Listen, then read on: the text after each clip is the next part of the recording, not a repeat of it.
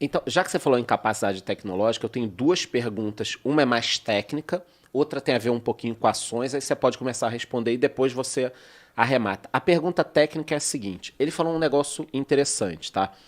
Eu assisto Netflix, Apple e Amazon. A minha experiência com a Netflix é muito melhor. Procurando filme, fazendo tudo, inteligência artificial. Trocando as capas. Troca capa, até isso, a hora troca que eu clico capa. naquela porra. A minha pergunta pra você é a seguinte: pro cara leigo, pra mim é difícil entender, porra, cara, não dá pra fazer um sistema facinho lá com 2 programadores só numa salinha e tal. E óbvio que não dá, né? A pergunta é por que é tão caro e por que ficou tão caro ter programadores? E ficou, né? Se isso é porque as empresas cresceram muito. E na parte das ações, você vê uma semelhança dessa queda das ações com a época da bolha.com? O que o pessoal está falando no Vale do Silício? Então seriam 2 perguntas. A primeira, por que é tão caro e é difícil fazer um sisteminha fácil? E a segunda, se você vê semelhança com a queda lá da bolha.com, que eu peguei. Fala. Legal. Vamos lá. Todo mundo quer ser tecnológico hoje, todo mundo quer estar no digital. Consequentemente, você precisa que alguém construa essas aplicações. Se todo mundo quer ter um site, hoje todo mundo quer ter um aplicativo, todas as empresas... Eu até costumo dizer, todas as empresas, no fim das contas, se tornaram empresas de tecnologia. Beleza? E para isso, elas precisam de mão de obra. E essa demanda, hoje, a gente tem mais ou menos, sei lá, 1.400.000 pessoas da área de tecnologia no Brasil, por exemplo. E a Brascom diz que a gente vai ter uma demanda de pelo menos 800.000 pessoas que não vai ser preenchida nos próximos 3 anos. Então tem vaga aberta agora para programador. Vaga aberta até não querer mais, sem dúvida, assim, é a profissão com mais vaga aberta. E aí a gente vê o movimento de um monte de gente fazendo transição de carreira, vindo de outras áreas, porque as outras áreas também tiveram problemas durante a pandemia, muitas outras áreas. Vocês estão aceitando a lista, Thaís? Olha, o mano... Então vamos formar a gente aqui na Start, entendeu? Distribuindo currículos vitais. E não é à toa que, por exemplo, a gente está investindo em construir uma plataforma de ensino de tecnologia para quem não é de tecnologia. Que muitas das vezes falou, poxa, eu nunca vou ser um programador, uma programadora na minha vida. Mas é que a demanda está muito alta. E pensa assim... Lá fora também, no Vale do Silício. Lá fora tá absurdo. Absurdo. A questão é que, e aí é o ponto que linka com a ação. Então, beleza, deu pra entender, né? Que, tipo, toda vez que você precisa de tecnologia, você precisa de alguém que construa essa tecnologia. E aí todo mundo tá querendo. E aí todo mundo, no fim das contas, toda empresa precisa de pelo menos uma pessoa extremamente capacitada, que é o que a gente chama de sênior. Porque como que você, sem ter um sênior, é igual sem ter uma pessoa muito boa de economia dentro de uma empresa, sei lá, de análise de investimento, como que você vai treinar os mais novos? Então, falta mão de obra capacitada, falta pessoas muito boas naquilo que elas fazem tecnicamente falando. E aí, a gente começou a ver uma esquizofrenia aí falando sobre o mercado de tecnologia. Nos últimos anos, de verdade, gente, o mercado de tecnologia tá muito louco. Tem empresa onde o programador ganha mais que o próprio diretor. Por quê? Porque a única forma de trazer o desenvolvedor sênior era pagando rio de dinheiro.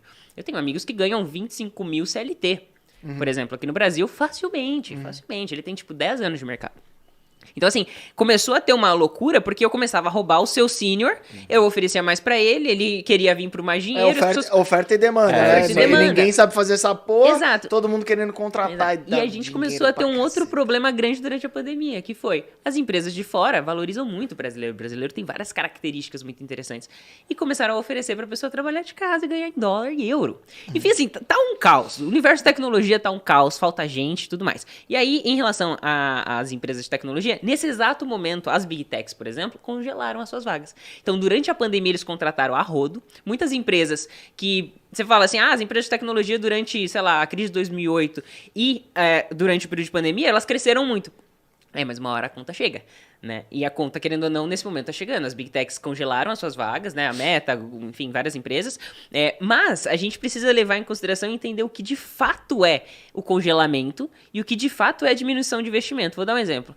Porque a Meta agora, ela tá investindo menos em infraestrutura de inteligência artificial, na parte de metaverso, realidade aumentada e tudo mais. O que é essa diminuição? O Mark deu uma entrevista e ele falou para Insider que a diminuição ao invés de ser de 90 a 95 bilhões, vai ser de 82 para 90 bilhões.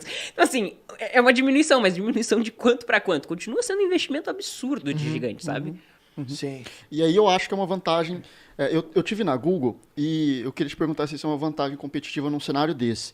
Porque a palestra foi justamente sobre formação de cultura e pessoas. E a Google... pelo menos o que eles passaram pra gente lá, um pouco diferente daquilo que você está falando, são uma empresa que gosta de formar pessoas lá dentro. Então, eles pegam gente muito nova, eles têm o cara mostrou lá, tem todo um caminho dentro do Google e você acaba virando um grande executivo ou tem um grande cargo lá, mas você começa pequenininho. Você acha que num momento desse, uma empresa que tem uma vantagem competitiva nesse sentido, nesse cenário onde tá todo mundo tendo que gastar rios de dinheiro para trazer o analista de um programador de fora? Sem dúvida, a Meta, assim como a Netflix vai começar a contratar a pleno, a Meta também vai dar uma freada no quê? Um congelamento do quê? De contratação de pessoas mid to senior level. Sim. Então, a gente vai ver um movimento de empresas contratando pessoas juniores para formar essas pessoas, porque vai começar a faltar. Imagina só, você estando numa situação como a que a gente está nesse momento, de queda de bolsa e tudo mais, endividamento, e aí você perde seu senior. Sim. Todo conhecimento que tá com aquela pessoa, o que vai acontecer? Então, se você não tem um volume, no fim das contas, o volume de profissionais de tecnologia na sua empresa também é importante, por compartilhamento de conhecimento e tudo mais. Então, sem dúvida, as empresas que estão cultivando os seus juniores, seus mid-level, elas acabam estando em vantagem nesse cenário. Sim.